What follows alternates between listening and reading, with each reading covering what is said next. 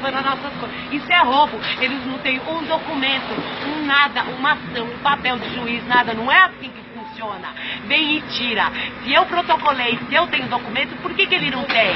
Para o caminhãozinho e leva? É isso? É assim que funciona? É assim que tira a luta do brasileiro, da mãe de família, da avó e de milhares de famílias que lutam aqui, do Brasil todo, porque esse acampamento é do Brasil, é do povo brasileiro. Sabe, muita gente deve estar conscientinha, né, com o que está acontecendo, mas amanhã vai ser maior. Dia 4 nós vamos lotar isso aqui. Não vamos deixar assim, não. Esses sujos não vão ganhar. Não vão continuar pondo fogo na nossa bandeira. Não vão, nós não vamos permitir.